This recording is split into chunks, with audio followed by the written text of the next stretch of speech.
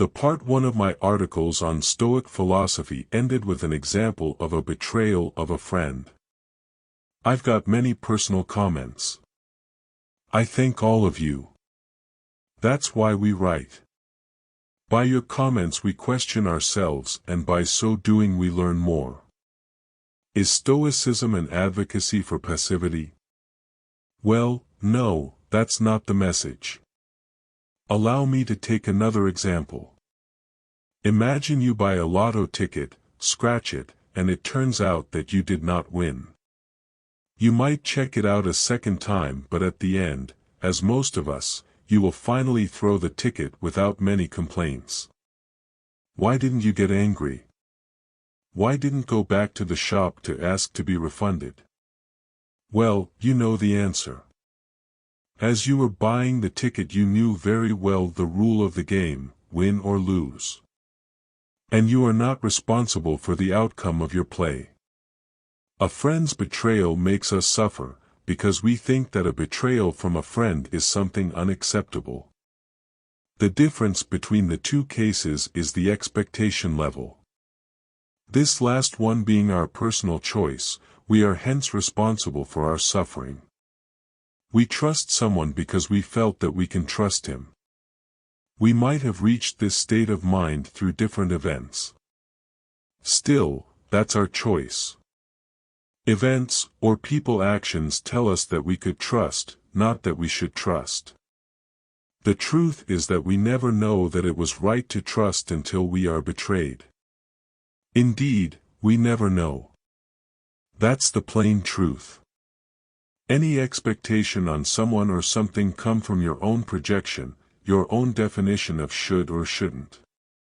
Am I saying that we shouldn't trust anyone? No, of course not.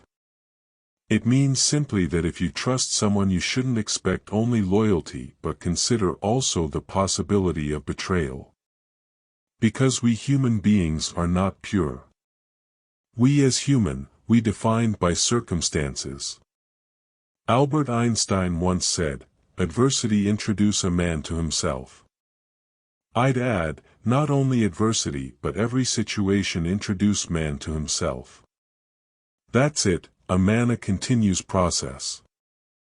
So, defined expectations on someone based on few situations leads to error of judgment. In addition, the fault here is to believe that human beings are infallible. Well, that's not the case. We are humans, and because of that, sometimes we are angels and some other times, devils. Understanding that is fundamental. Your friend might become your foe today. But how many times were you your own foe? You might be outraged by this concept. You might be asking, should we accept everything? Should we be calling positivity all the time or be neutral? Is that the philosophy? No, not all. The model of Stoicism is to say, we never be right against reality. The reality is that betrayal exists. The reality is that one day a friend will put his own interest and desire before yours. The truth is that we human beings are driven by forces that are not always about loyalty. We are driven by ego, by the desire of power, by interest. We are just humans, we have our qualities but also our imperfections. It reminds me of a very nice song from Nina Simone, "Don't Let Me Be Misunderstood." The Christian will remember this sentence from Jesus while suffering physical pain inflicted by his assailants: "Father, forgive them, for they know not what they do." We don't know and will never know enough. Therefore, we make choices and opt for expectations. Unfortunately, by placing moral and ideal expectations on human beings we are condemning ourselves to misfortunes. Begin each day by telling yourself, "Today I shall be meeting with interference, ingratitude, insolence, disloyalty, ill will, and selfishness." Marcus Aurelius. These things exist, not that there is no virtue in human beings.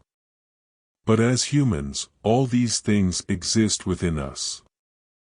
We are not constituted of only virtues. That's the real nuance. When we have expectations from someone, is most of the time, one-sided. We project on him. By idealizing him, we deprive him of his nature as a human being. All because we fail to know the reality of the human being nature.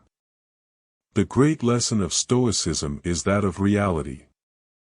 The reality that makes us understand and accept the nature of the human being. This realism encourages us to prudence. Robert Greene, in his book entitled The Laws of Human Nature, talks about it as rationality versus irrationality. Being prudent or rational is to be aware of reality. The Stoicism gives us the knowledge to be rational as qualified by Robert Greene. The more I think about it, the more I realize that applying this knowledge is not beneficial only to others. The application of this law engenders within us empathy and understanding of others. But still gives us also self-love, self-understanding, leading us to be a little gentler to ourselves. Success is a slow process. I've heard from 50 Cent, breaking your chains, our chains of years of education, is not and will not be easy, still it our duty to live free. So let's start breaking them.